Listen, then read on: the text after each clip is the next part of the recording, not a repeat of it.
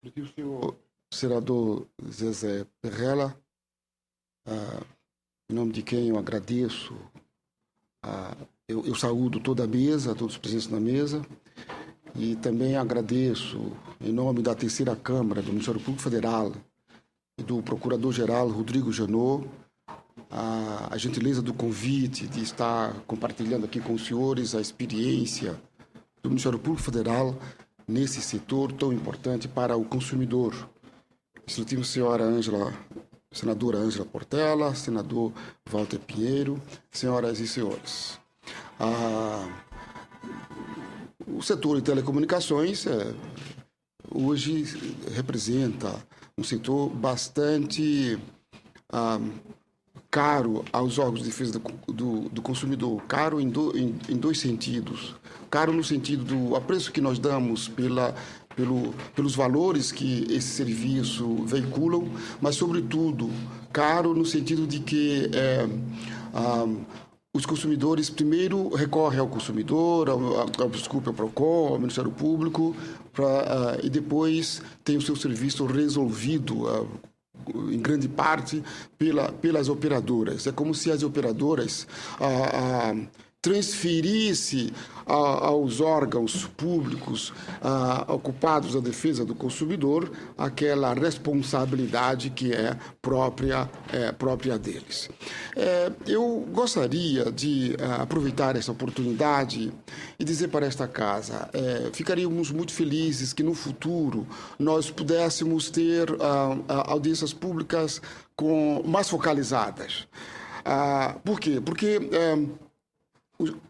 o volume de problemas é muito grande, a resposta que essa casa tem dado, o esforço é muito apreciável, mas cada vez mais nós percebemos a necessidade de afinar. Afinar essa atuação, articular, quanto mais articulada, melhor. Aqui nós temos 2 ou 3 órgãos de controle, TCU, Ministério Público, Temos também a própria Anatel, que de algum modo também executa controle, e, sobretudo, esta casa, que, melhor do que ninguém, tem os recursos à mão para poder desenvolver da melhor forma a cobrança a esse setor para melhoria do serviço. Então, eu diria que, se pudéssemos pensar em foco, eu pensaria em 5 itens. O primeiro item, investimentos, investimentos em tecnologia. Então, só esse ponto seria objeto de uma audiência pública. Agora, se poderia, então, se aprofundar mais.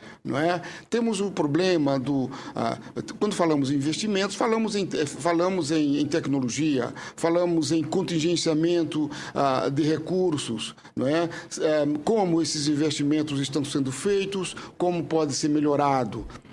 Nesse ponto de investimentos, existe um maior elemento político, até onde o investimento deve ser compartilhado pelo poder concedente, pela União, no caso, ou até onde deve ser compartilhado pelas empresas privadas.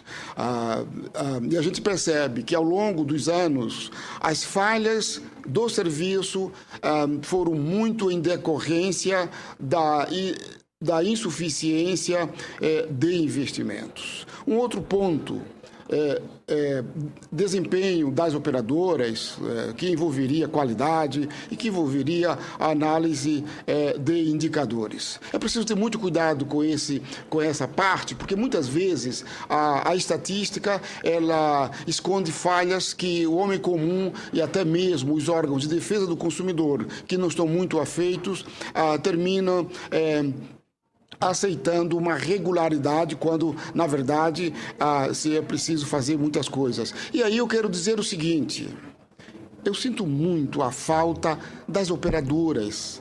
As operadoras elas não prestam contas de público. Parece-me que as operadoras elas são todo o problema das falhas do serviço são passados para a voz da autoridade reguladora. Está errado.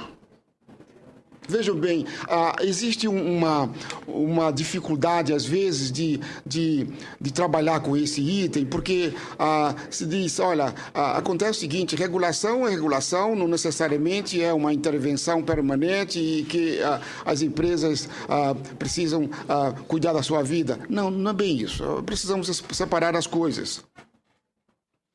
O setor regulado é um setor que é desenvolvido, é claro, pela iniciativa privada, mas é um setor desenvolvido sob a franquia do Estado. Então, quando a União diz telecomunicações será explorado direta ou indiretamente pela União.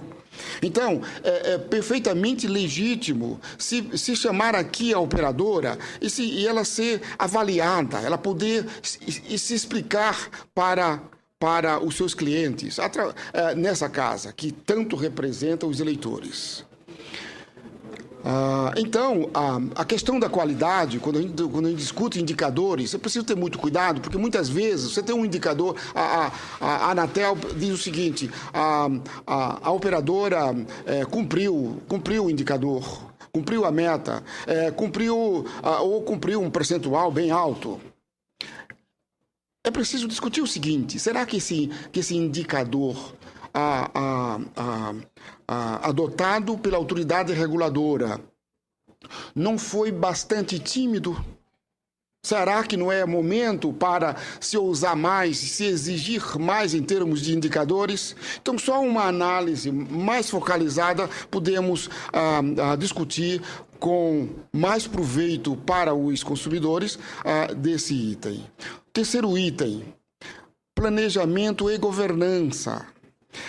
E aí isso inclui também transparência, ver como está hoje e ver o futuro. E aí nós temos que ver o padrão de administração da própria operadora. Até onde a autoridade reguladora, no contexto da regulação, ela contribui para o melhoramento do desempenho, do planejamento e governança da própria operadora. Novamente, pode-se dizer, não, mas isso aí é problema privado da operadora. Não, o setor ele é desenvolvido sob a franquia do Estado, do governo, do Estado representado pelo governo do dia. Então, é importante se exigir a se avaliar a qualidade do gerenciamento daqueles recursos nas mãos da iniciativa privada com o propósito de gerar serviços de qualidade e a preços competitivos. O quarto elemento é competição. Nós sabemos que competição é fundamental. É fundamental porque é um preceito fundamental da Constituição, está lá no artigo 170, está também nos princípios da República. Mas, sobretudo, é também uma proposta da LGT, que a autoridade reguladora deve zelar para introduzir, sempre que possível, mais competição. Então, como está o setor em termos de competição? E aí nós temos que, novamente, focalizar e tratar disso com mais profundidade. Não é apenas uma referência aqui que vai deixar que a gente vai ficar satisfeito, não é? Talvez fosse o caso de ser momento de discutir a LGT e a questão da divisão em serviços públicos e privados com impacto na competição. Será que esse modelo estabelecido lá atrás, será que ainda é caso de se manter esse modelo? Quinto elemento, regulação. Então, a análise mais demorada, como colocou aqui o TCU, sempre se observam fragilidades, lacunas, falta de efetividade, não é? Se observa a necessidade de se melhorar critérios da regulação. Eu sempre disse que, infelizmente, nós não somos zelosos, né, nessa área. Precisamos melhorar. E gosto de lembrar que nos Estados Unidos existe o Código de Regulação Federal. E é uma espécie de CLT em cada setor. Se eu quiser, por exemplo, saber a CLT da regulação na área de agrobusiness dos Estados Unidos, eu conheço, eu tenho condições de acessar com maior rapidez do que no meu país. Então, isso é uma deficiência. Eu já dei essa sugestão ao PROREG, na Casa Civil, e me propus, através da terceira Câmara, contribuir para que nós possamos ter também um código completo. Não é apenas uma coleção de resoluções, mas ter isso tudo, uma espécie mesmo de CLT. Ele seria detalhado. Pegar o que tem e depois transformar aquilo numa CLT da regulação em vários setores. Por que isso é importante? Isso é importante por várias razões. Primeiro, que dá mais transparência à regulação. Segundo, permite aos órgãos de reguladores, os órgãos de controle e também os órgãos de defesa do consumidor, e esta casa, sobretudo, contribuir para a melhoria das boas práticas regulatórias. Esse é um propósito, por exemplo, uma diretriz estratégica da terceira Câmara, mas ainda nós precisamos avançar, tendo em vista a falta de recursos. E eu diria que todos esses 5 elementos, como nós poderíamos melhorar esses 5 elementos? Bem, nós já temos no nosso sistema jurídico uma lei de acesso à informação. Isso contribuiu, como instrumento legal, contribuiu. Recentemente foi editada a lei de responsabilização das pessoas jurídicas.